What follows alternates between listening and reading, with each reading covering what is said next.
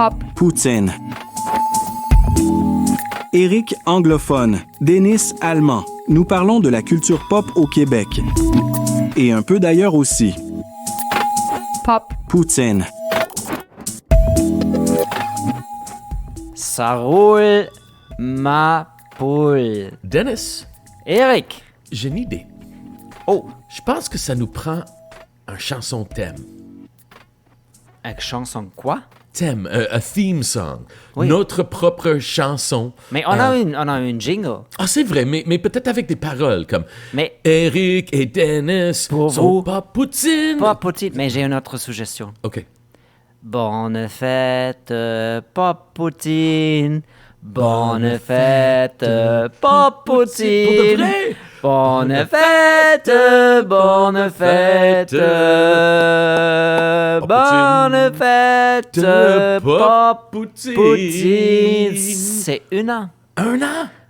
Wow! Hey, bravo!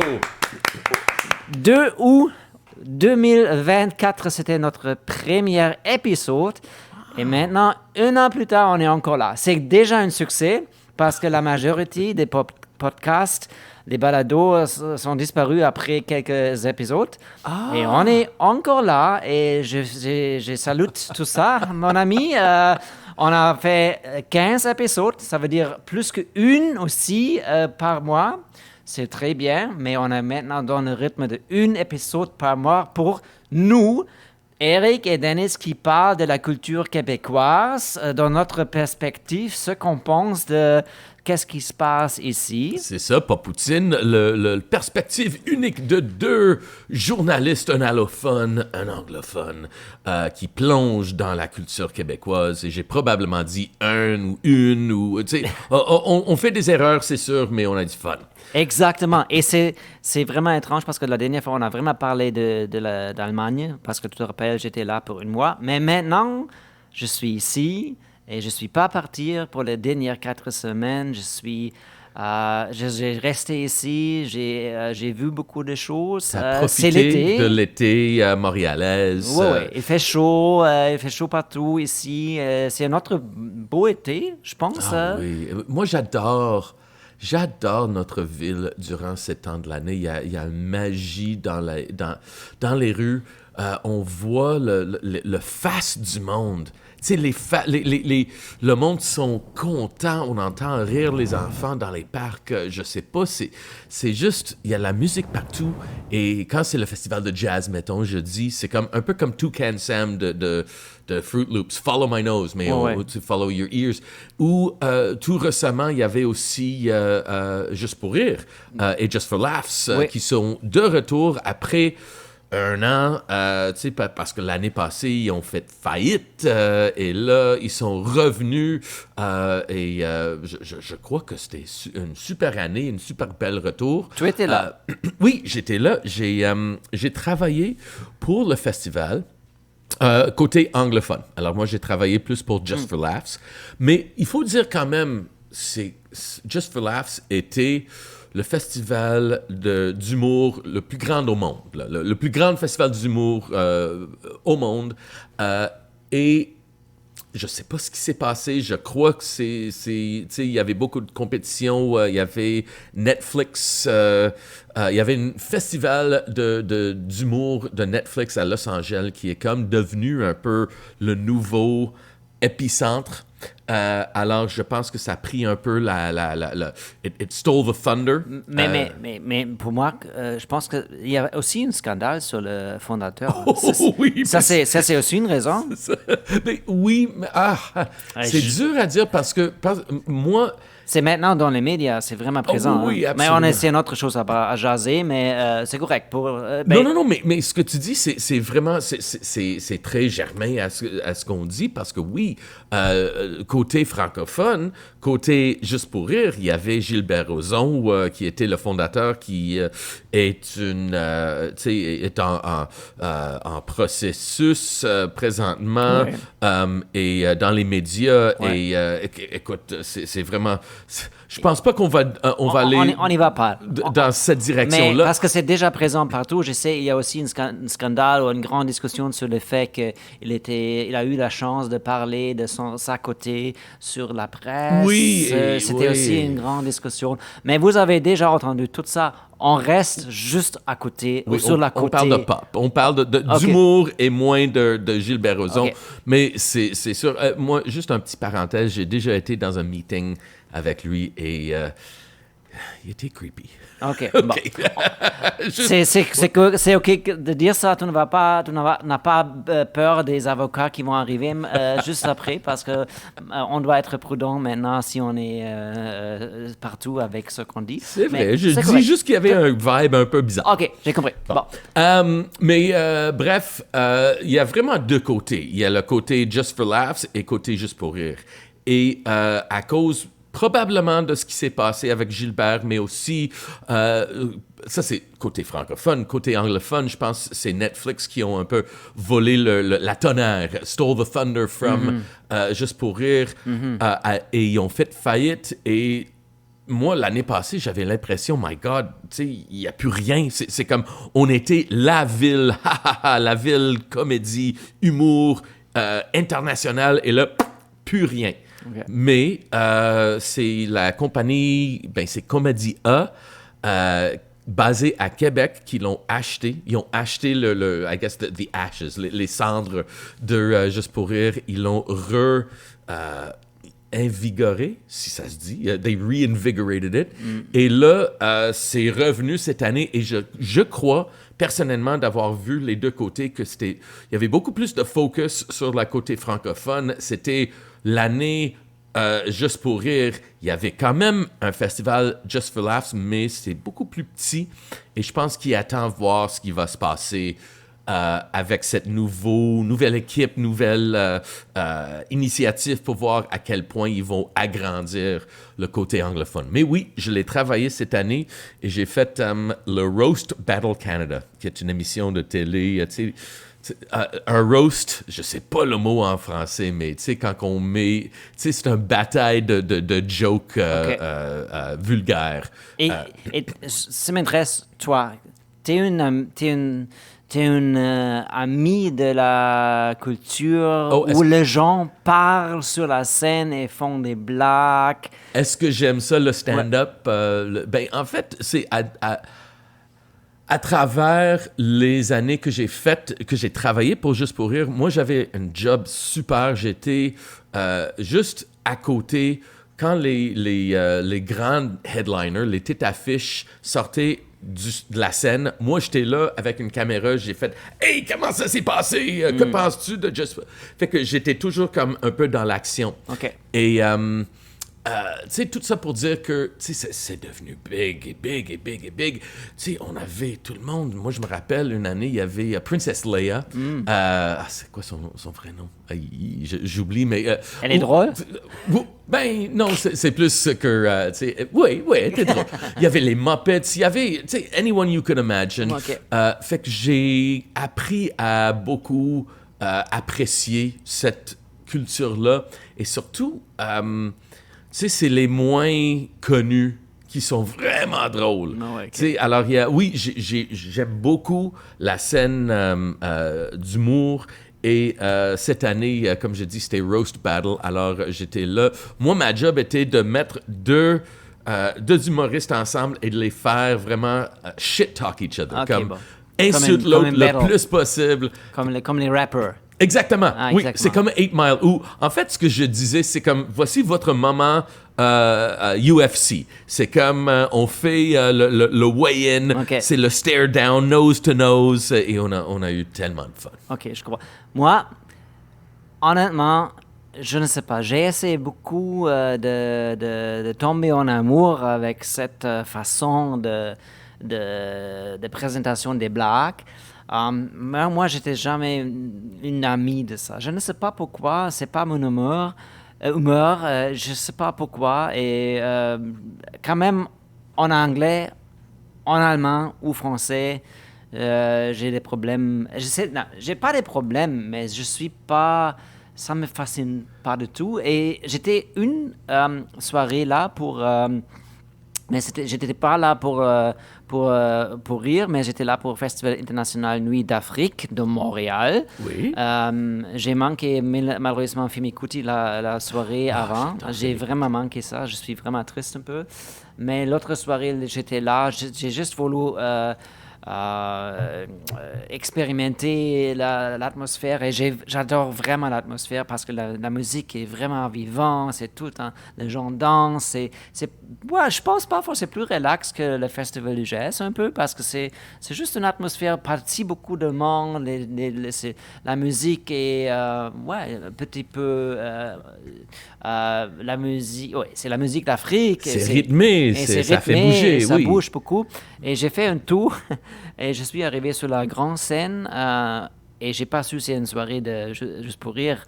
Il y avait une madame, j'ai eu aucune idée, c'est une madame qui a eu un accent anglais, mais il a appris, quand j'étais là, j'ai juste entendu, moi j'ai appris. Et c'est drôle. Moi, un Allemand qui fait une blague que vous faites en anglais les fautes françaises. Désolé. Désolé, my friend. Je fais une blague sur toi maintenant parce que moi, j'ai appris le français. Moi, j'ai appris le français maintenant, mais je suis vraiment contente. C'est quelqu'un que tu as vu sur la rue, là, comme sur une scène extérieure? Oui, mais elle était vraiment sympathique. Mais j'ai dû rire un peu comme elle a fait des blagues un petit peu plates. Mais ce que j'ai trouvé vraiment spécial, que je suis dehors, mais je pense que la place pour 25 000, mais je pense que la soirée, il y avait peut-être 10 000. Mm-hmm. Mais je trouve ça étrange que je suis autour de 10 000 personnes et les gens rient pendant que quelqu'un fait des blagues sur la scène. Je ne sais pas pourquoi. C'est étrange pour moi. Pour moi, juste pour moi, si je suis là pour une grande scène, c'est le concert pour moi. C'est pas une scène pour faire des blagues. Oui, c'est drôle. C'était étrange pour moi et je suis parti vraiment vite et les gens. Je sais pas. Peut-être que je ne suis pas si drôle. Non, je suis peut-être drôle parfois, mais je ne suis pas si bien d'écouter les gens parler et qui veulent être drôles. Mais d'après moi, je pense que tu as raison. C'est un peu bizarre, même pour moi, de voir un humoriste sur scène dehors faire rire le monde. Oui, pour moi, l'extérieur, c'est beaucoup plus fait pour la musique ou des installations ou même des sketchs. Mais un stand-up... Pour moi, dehors, moi, personnellement, je trouve ça un peu bizarre. Okay. Et je suis curieux aussi parce que je travaillais avec un humoriste de l'Angleterre. Okay. Et on jasait un peu de la différence dans nos styles d'humour ou le public américain ou nord-américain versus en Angleterre. Et lui me disait qu'en Angleterre, c'est beaucoup plus des histoires, des narratifs, quelque chose de plus long et étiré, versus en Amérique du Nord, c'est joke après joke après joke. Alors déjà là, il y a des différences stylistiques. Est-ce que est-ce que tu diras que les humoristes allemands ont est-ce que c'est plus d'un style ou un autre? Est-ce que c'est est-ce qu'il fait des jokes? Est-ce que c'est plus slapstick? C'est quoi l'humour allemand? Je dois dire quelque chose. J'ai dû sourire beaucoup pendant pendant que je viens de dire ça. Tu as posé la question parce que je suis la pire personne à demander parce que j'écoute pas les choses comme ça. Oui, mais honnêtement... Mais quand tu étais jeune, est-ce que... J'ai aucune idée. Je peux pas faire Mais ici, je regarde... c'est la seule personne que j'ai regardée ici, c'est José, ton ami. Qui ça? José... Louis-José Hood. Je dis juste José tout le temps. Parce que Louis-José Hood, j'oublie tout le temps son nom. Louis-José, j'oublie tout le temps son nom, et parce que tu parles trop vite pour moi. Et je ne suis pas assez bien en français de comprendre ce que tu dis, malheureusement, mais je pense que tu es vraiment drôle. Moi, je pense vraiment que tu es drôle. Tu es vraiment, vraiment drôle. Et chaque fois quand je t'écoute, j'essaie de comprendre ce que tu dis, et je pense que tu es vraiment, vraiment drôle parce que tu parles vraiment, vraiment vite. Bref, c'est ce que je veux dire. Mais j'ai aucune idée, vraiment. Parce que, désolé, je ne peux pas faire je ne sais pas. J'écoute ça pour 1 minute et c'est assez pour moi. C'est ce qui est intéressant. Tu viens de parler de Louis-José Hood et je me rappelle parce que lui m'a parlé d'avoir d'être allé à l'école d'humour. Que ici au Québec, il y a une école d'humour. Ah. C'est comme une université où on peut passer. Et c'était assez bizarre pour moi parce que je pense pas que ça existe nécessairement Non plus. en Amérique ou au Canada anglais. Sûrement, il y a des petites écoles, mais d'avoir quasiment comme un National Humor School, j'ai trouvé ça intéressant. Et je trouve ça déjà drôle parce que d'apprendre d'être drôle. Oui. Comment tu fais ça? Mais parce que drôle, c'est aussi une définition qui est subjective, Subjectif, oui. C'est pas objet, c'est comme hey, moi je trouve ça drôle, toi tu ne trouves pas ça drôle. Pour comment tu peux apprendre ça? Bref, mais je sais pas, mais je pense que ça existe quand même. Oui, Beaucoup absolument. aussi dans les autres pays. Ah oui, avoir des écoles. Ouais. Mais c'est sûr qu'au Québec, on a toute une culture, autant de musique que de humour. Et toi, tu es allé voir quelque chose récemment? Non? OK. J'ai vu dire, parce que ça c'est le moment pour être drôle aussi. Ah oui. J'ai attendu ce moment. OK. Écoute, Eric, je vais faire quelque chose maintenant et tu dois décrire Uh-huh. ce que je... Décrivez Je vais décrire. Décrire. Ouais. Décrire, c'est drôle. Ha ha ha. Non, parce que j'ai attendu ce moment. Et peut-être c'est drôle pour toi, peut-être c'est pas drôle, peut-être c'est drôle pour les gens qui nous écoutent. On verra. Tu dois décrire ce que je fais. Écoute, OK. Dennis est en train de chercher dans un sac. Wow, il enlève son T-shirt. Oh my God! C'est-tu un striptease? J'espère que non. Mais oui! Oh, si je me trompe pas, je crois qu'il met un T-shirt et j'ai juste vu un tout petit peu du graphique, mais j'ai travaillé assez longtemps dans un magasin de disques pour savoir que ça, Qu'est-ce c'est que un tu penses, c'est T-shirt quoi? de... Oh my God! J'étais sûr que c'était Black Sabbath, mais c'est Céline Dion. Et trop bon! Où est-ce que tu as eu ça? Céline Dion. Ça dit quoi? Ça dit My heart will go on. Oh my God. Je suis vraiment fier de ce T-shirt. J'ai acheté ça. Petite histoire. Et moi, je suis vraiment drôle le moment que j'ai acheté ça. Et j'ai porté ça pour Montréal Jazz. Et j'ai reçu beaucoup de commentaires. Et j'ai fait des nouveaux amis aussi avec ça. C'est un T-shirt dans le style métal. Oui.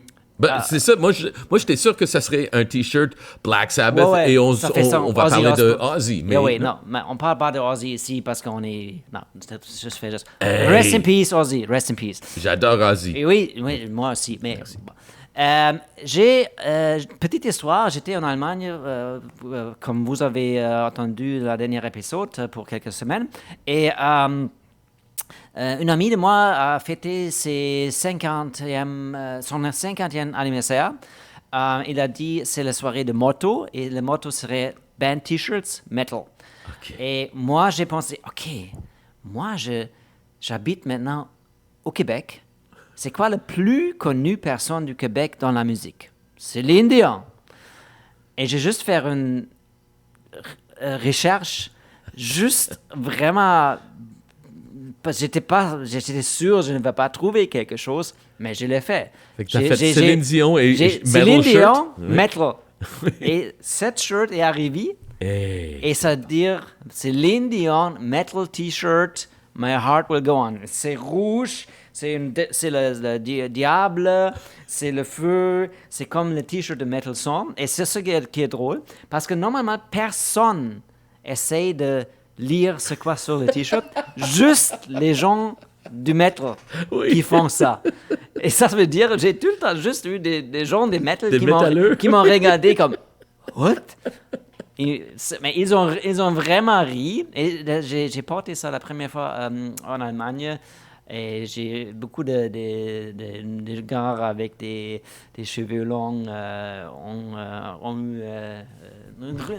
ils ont ri. Ouais. Ben, écoute, je crois que maintenant, le but ultime de Pop Poutine serait d'avoir Céline Dion ici et de la présenter, cette T-shirt-là, avec nous. My God, ça serait magnifique, ça serait vraiment, vraiment difficile, mais je pense que ça va être vraiment, vraiment difficile. Alors, à vous, nos chers auditeurs, de nous mettre en contact avec Mademoiselle. Céline vient chez nous. Mais je dois dire une chose parce que j'ai rencontré, connais-tu le band Cryptopsy? Oh oui! J'ai rencontré Matt Murkgashi. C'est un des membres. Ouais. Il joue quoi? Ouais, il était chanteur. OK. Oh oui, oui, je le connais bien. Moi, j'étais à côté de lui pour une soirée et j'ai parlé. Il était vraiment gentil. Salut, Matt. C'était vraiment un plaisir de te rencontrer. C'était une soirée magnifique. Et j'ai raconté mon histoire avec Céline. Et il m'a dit, oh oui, je le sais, ça existe. J'étais un petit peu déçu parce que, oui, dans la scène de metal, on sait ça existe. Bref, c'est le t-shirt de metal de Céline Dion. My Heart Will Go On. On va faire une photo. Oui, je pense que ça devrait être notre page. Oui. Non, page ça va être couverte. sur Instagram. On va faire suivez-nous sur Instagram. Pop Poutine, c'est facile à trouver. Pop Poutine, suivez-nous. Et on va faire une photo. Et c'est à vous de décider. Faites un commentaire comme oui ou non. On n'a pas besoin des explications. Si vous aimez ça ou pas, dites juste un commentaire oui ou non. On est vraiment content. On va mettre ce photo en ligne après cet épisode est publié. Bref, c'était mon histoire de Céline Dion. Ben, écoute, tu parles de Cryptopsy. J'adore le fait que tu les nommes parce que moi, j'allais à l'université avec un drummer insane, là, un extreme metal drummer. Il s'appelait Flo Mounier. C'est le drummer de Cryptopsy. Il était dans le band même back then. Lui, là, je crois, au moment donné, il a été nommé le drummer le plus vite au monde. My God. Il avait cassé un record. Tu sais, c'est un double bass, ouais. tu sais, un speed demon. Je sais pas si maintenant, tu sais, avec tous les Instagram drummers, tu sais, ça fait peut-être 20 ans, mais Flo, c'est un des meilleurs drummers au monde. J'étais assez chanceux d'aller à l'école avec lui. En fait, c'était un bon chum. On allait prendre des bières souvent. Fait que je vais lui taguer sur ça. Flo, we love you, buddy, and you are one of the best fucking drummers in the world. Et on doit dire aussi maintenant encore, Eric est un fucking band drummer aussi avec son band Party. Écoutez-vous, Party, not Party, Party. P-U-D-D-Y. Party. P-U-D-D-Y. Ouais, c'est ça. Je l'ai dit dans la façon allemande. P-U-D-D-I. Mais Party. écoute, peut-être je vais essayer de reach out à Flo. Ça serait vraiment un bon. Un jour, un bon on est invité. ouvert. Si vous voulez être notre... Oui, on va notre, faire tout un épisode de métal québécois. on peut faire ça. Il y a beaucoup à faire après Céline Dion. On va faire metal après Céline. Metal Céline Dion. Une autre chose à parler. Moi, j'ai vu quelque chose ici à Québec maintenant avec Jean-Pierre Ferland, avec Carl Tremblay. Carl Tremblay. Je connais Carl, mais je vais avoir C'est 50 Cowboy ans Fringant. la prochaine année. J'oublie beaucoup des noms et c'est mon problème. Carl, et maintenant avec Serge Fiori de Harmonium, il y avait un hommage national. Et je dois parler parce que ça, c'est quelque chose, pour moi, c'est étrange. Je comprends je comprends 100% pourquoi les gens aiment et ça, pourquoi on était avec un groupe, avec la musique, notre vie, et c'est vraiment important pour notre culture. Je suis d'accord, c'est pour moi la meilleure chose de ma vie d'avoir la chance d'écouter la musique, d'être avec une band toute ma vie. Mais juste pas, pour moi, comme un Allemand et canadienne, c'est pas quelque chose que j'ai connu avant. Et je trouve ça un petit peu étrange parce que moi, je connais ça juste pour les politiciens, mais pas pour les musiciens. Mais si j'ai bien compris, c'est Québec qui paye pour ça. Hein? Ah, Parce que très bonne je question. pense que si c'est un hommage national, ça veut dire que Québec paye pour ça. Et je trouve ça vraiment étrange. En fait, je fais une petite recherche. Je ne sais pas si... OK, tu fais une recherche. Mais pendant que tu fais une recherche, parce que, oui, et je pense qu'il y a un petit peu délicat aussi, parce que qui décide qui est plus important pour Québec que les autres? Oui, mais j'ai compris Ammonium, j'adore. Ammonium, c'était une des premières bandes que j'ai connues de Québec aussi. C'est une band vraiment présente et c'est une band magnifique, ou c'était une band magnifique. Je comprends leur importance pour Québec, pour la musique, mais quand même, je trouve ça étrange d'avoir une cérémonie. C'est correct si les gens décident, comme, je ne sais pas si, j'ai juste vu avec Easy. Easy. Ouais. Je pense pas qu'il y avait une funéraille nationale pour Easy. Easy. Bon, Ozzy. Et il y avait aussi dehors, toute la famille était là, et les fans étaient là, c'était pas si grand. Je comprends, les gens ont besoin d'une cérémonie pour laisser la personne aller n'importe où. Mais je trouve ça quand même étrange d'avoir... et tous les gens sont invités. J'ai regardé ça un peu. J'ai trouvé aussi il y a des gens qui sont là, sont des vedettes aussi, qui sont là. Je sais pas. C'est juste pour moi étrange. Et qu'est-ce que tu penses? C'est vraiment intéressant ce que tu mentionnes. En fait, je viens de faire une recherche. Et oui, justement, le gouvernement du Québec a payé pour le funérailles de Serge Fiori. Ah ouais. Qui était au Place des Arts à Montréal. En fait, le gouvernement a offert de aider à organiser l'événement, Ouais. qui était comme une célébration musicale. Et c'était vraiment beau. En fait, premièrement, je crois que il y a des mitigating circumstances. Je ne sais pas comment le dire en français, mais le jour avant, ou peut-être c'était même au festival ou au événement sur les plaines d'Abraham, il était supposé de faire un genre de drum circle où il chantait des chansons de Serge Fiori. Et ça, c'est avant qu'il est décédé. Mais la concert a été annulée à cause des tempêtes. Mm-hmm. Et puis, il est mort. Et puis, fait que pour moi, il y a aussi comme il y avait déjà une vague vers faire quelque chose d'officiel pour lui, même quand il était en vie. Mais la question que tu demandes est une bonne question, surtout quand tu demandes, c'est qui décide quel artiste vaut être payé pour ou par la population. Et en fait, ça me fait penser aussi... OK, tu as mentionné Carl Tremblay. Et moi, j'ai vraiment fait une parallèle entre Carl Tremblay pour les Québécois et Gord Downie, le chanteur des Tragically Hip, pour les Canadiens. Mm-hmm. C'était la même chose. Il y avait quelque chose, il y avait une connexion où tout le monde sentait relié, sentait connecté. Mais il existe ça pour Canada aussi, une cérémonie nationale? Je vais regarder ça pendant qu'on parle. Oui. C'est une bonne question, mais tout ça pour dire que oui, et pourquoi est-ce que Carl Tremblay et Gord Downie why do they deserve that Oui, plus que quelqu'un d'autre? Ou si c'est le drummer qui va décider, et moi, je dis ça en tant que drummer. Mais je suis quand même d'accord qu'on est plus attaché avec le chanteur et on est attaché avec ça parce qu'il était là depuis 50 ans.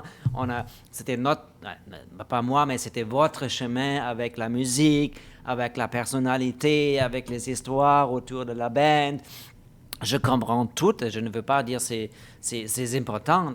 Et moi, j'ai aussi, je suis triste quand quelqu'un est mort, que j'ai aimé toute ma vie, qui m'a fait rire, qui m'a fait heureux.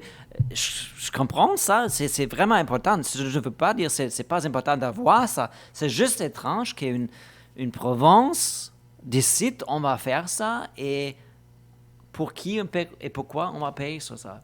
Mais je pense qu'à la fin, je pense que ça aurait été juste assez de dire, nous, on va faire une dernier concert dans une salle et les gens vont payer les billets aussi, ça va être correct. Et tous les artistes ne sont pas payés et ça va être correct. Mais je ne sais pas, parce que tu as dit que Québec a payé pour ça. Oui, et là, j'ai fait une petite recherche pour savoir si, mettons, pour Gord Downie, le chanteur des Tragically Hip, qui a payé pour son funérail, et ça a l'air que, non, c'est probablement son État, his estate. C'était pas l'État public qui a payé pour ça. Okay. Fait que là, je viens d'écrire, et désolé, moi, mes recherches vont me répondre en anglais, mais j'ai demandé si un chanteur peut être célébré avec un funérail national au Canada. Et d'après le AI, d'après la réponse de Gemini sur Google, oui, un chanteur peut lie in state in Canada, ça veut dire avoir une funéraille nationale, okay. Mais c'est très, très incommun.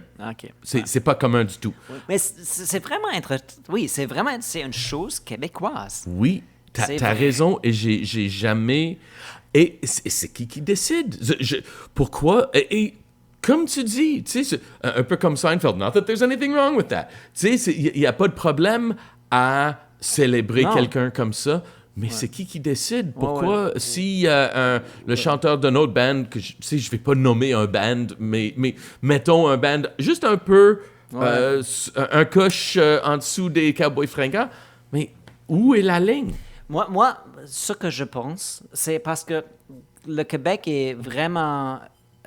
dans une mode de célébrer sa culture pour établir, pour avoir dans une culture qui reste. Ça fait partie du branding. Je pense que c'est aussi une partie de branding de la culture québécoise, française.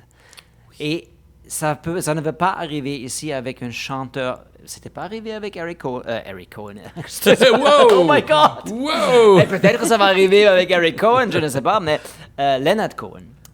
Ah oui, attends, je vais regarder ça OK, aussi. regarde ça. Peut-être que j'ai dit quelque chose qui n'est pas correct. Je pense que tu as raison. Who paid?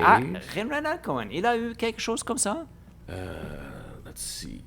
Cherche. Hommage national à Leonard Cohen. Oui, c'est une bonne question, recherche. Mais ça c'est pas Poutine. On apprend pendant on parle. C'est magnifique.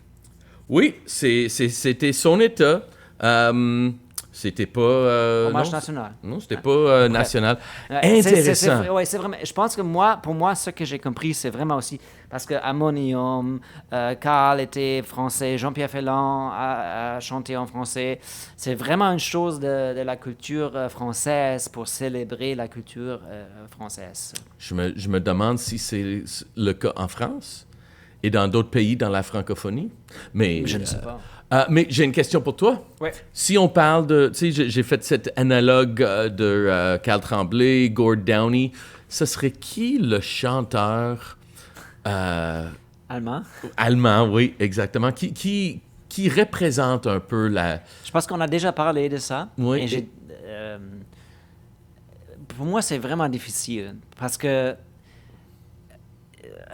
je pense que ça n'existe ça n'existe pas. Non? Parce que notre culture est vraiment divisée dans beaucoup de choses différentes, de crowd rock, de metal, de Schlager.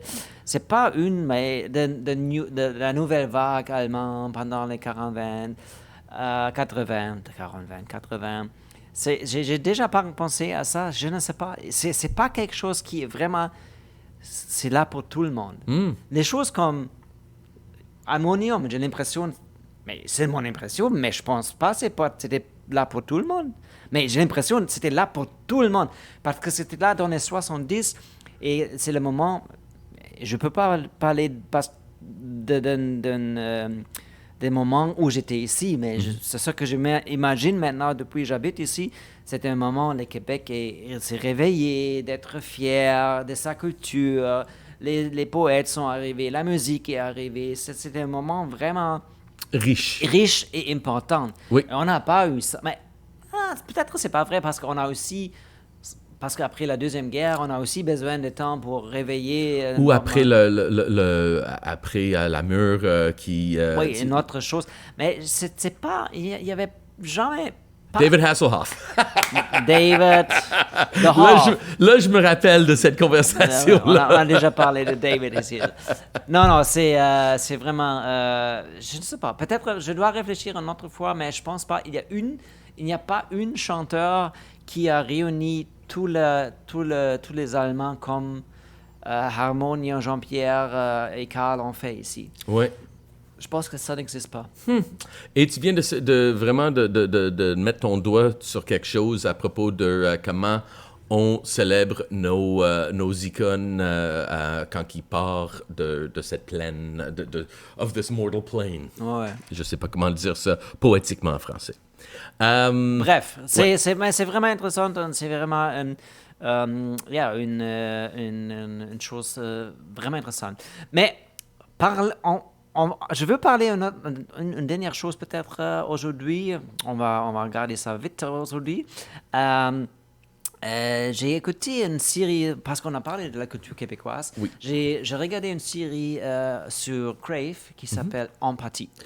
OK. Et le monde me dit, je ne l'ai pas écouté encore, mais le monde me dit que c'est fantastique. Et c'est une série écrite par Florence Longpré.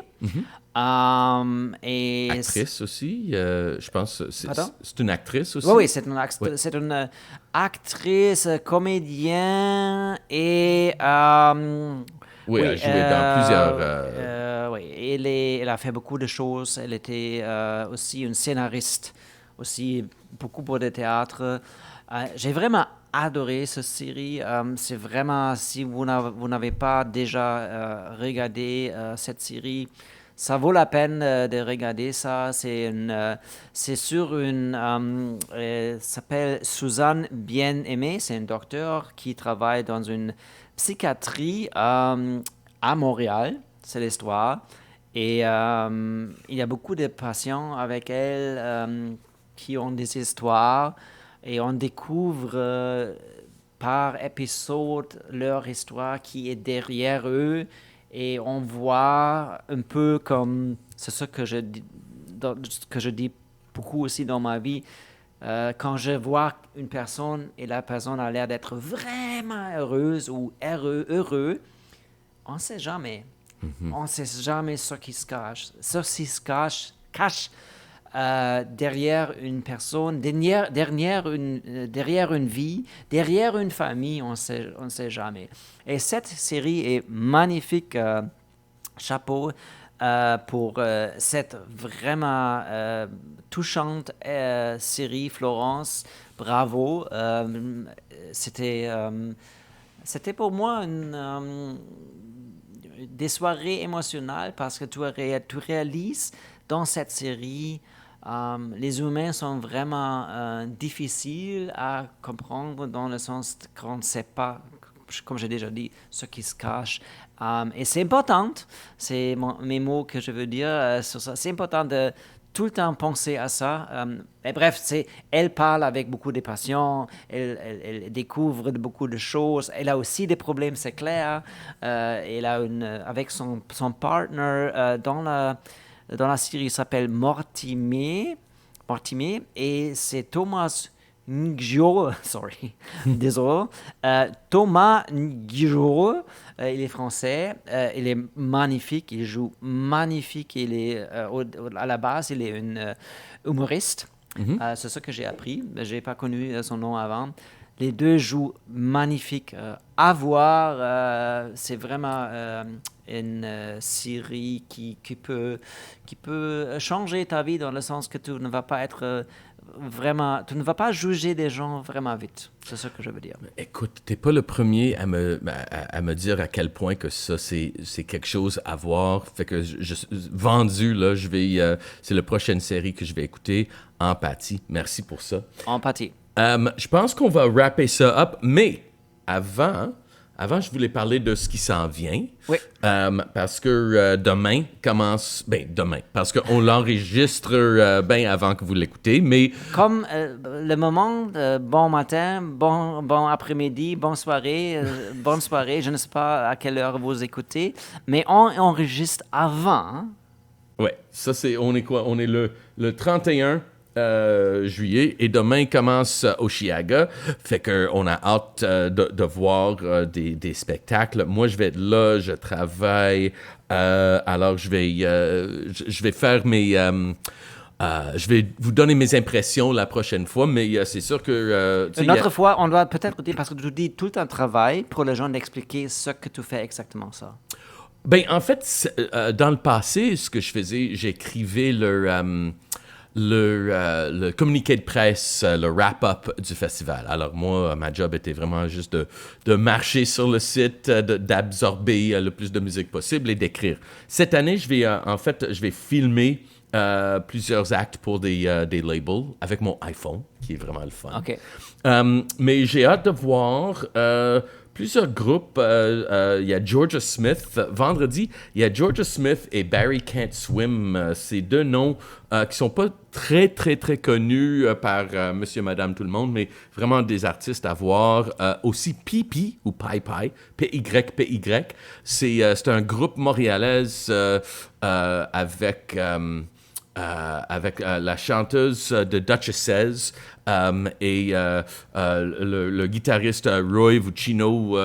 C'est vraiment malade, c'est du garage psychédélique, some of the best of Montreal. Fait que si vous avez la chance d'aller voir Pipi, ça c'est demain à Osheaga. Samedi, évidemment, il y a... C'est vendredi. Excuse-moi, vendredi. Et aussi The Killers. Et tu avais quelque chose à dire à propos des Killers? The Killers. Moi, une de mes premières entrevues que j'ai fait pour ma station allemande à Berlin, en 2003, je pense, c'était la band The Killers qui sont arrivés chez nous. Et je ne sais pas si je peux dire ça, mais je peux dire ça, parce que moi, quelques années après, j'ai fait dans ma vie environ 1500 entrevues. Et je me rappelle tout le temps de Killers parce que les Killers étaient le plus stupide band que j'ai entrevu, j'ai fait une entrevue. Et honnêtement, je ne sais pas, on doit être un petit peu prudent parce que peut-être c'était juste leur façon de parler avec les journalistes. Shtick. Ouais. Parfois, on ne sait pas c'est quoi parce que parfois, les bands sont comme ça. Mais j'ai parlé avec eux. Mais c'était avant leur grand succès. Et ils n'étaient pas connus. Pas du tout. Et j'ai fait une entrevue avec eux et ils n'ont rien à dire. C'était plate. C'était plate. Hey Eric, c'était plate, c'était nul, c'était vite. J'ai parlé avec tous les bands dans le studio, mais malheureusement, je n'ai pas l'entrevue parce que c'est fait pour la station de radio en allemande. Mais je pense que j'ai encore la deuxième... je pense que... Attends, on est live ici et je regarde. Maintenant, si j'ai l'autre interview que j'ai fait... Ben, The Killers, je dois dire, je sais pas c'est le combienième fois qu'ils jouent le festival. Je trouve... je sais pas, ça inspire pas beaucoup de excitement. J'adore... en fait, j'ai redécouvert... que Mr. Brightside est une bonne chanson. OK. Je pense que je trouve pas malheureusement, je trouve pas l'interview. Mais c'est parce que j'ai fait une deuxième interview avec eux. OK, oui. C'était pire? Et l'entrevue doit être sur mon disque dur, non, sur mon mini-disque, ça s'appelait. Oh, wow. Et OK. la On remonte deuxième dans le fois, il était pire. Il n'a pas parlé.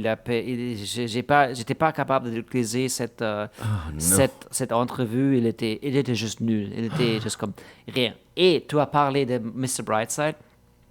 J'adore cette chanson. Mr. Brightside, c'est mon chanson de Berlin.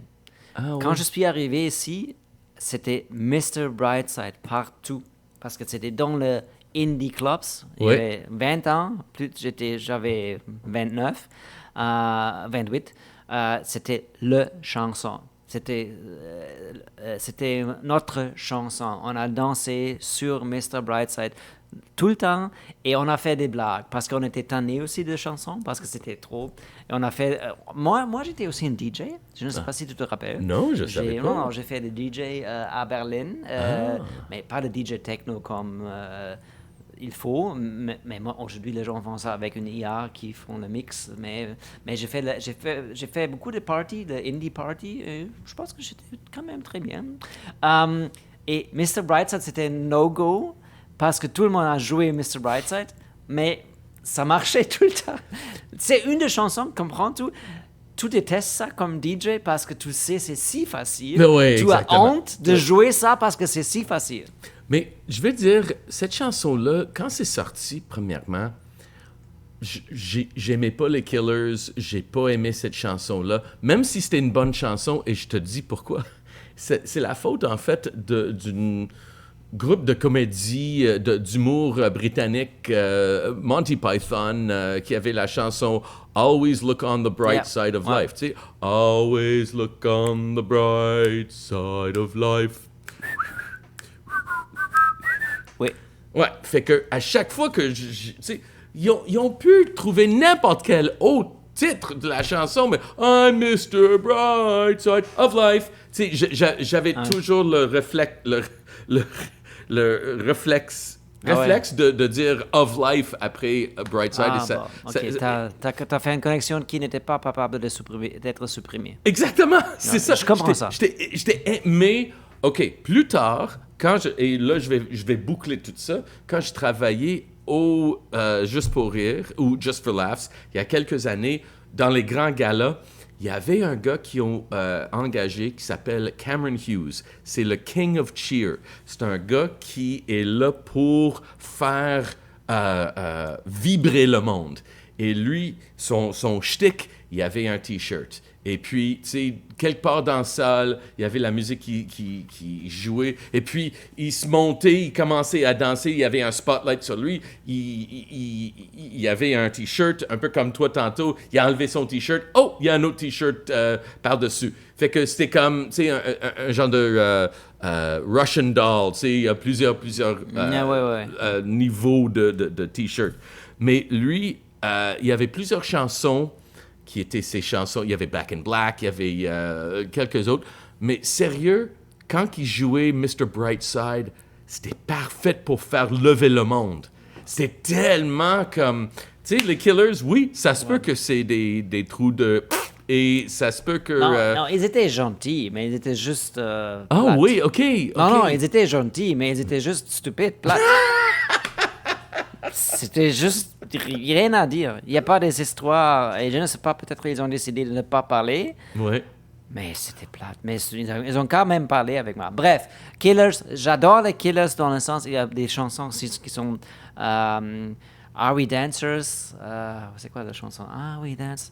Humans? Are We Humans? Are you a dancer or human? Et Oui. c'est vraiment kitsch aussi.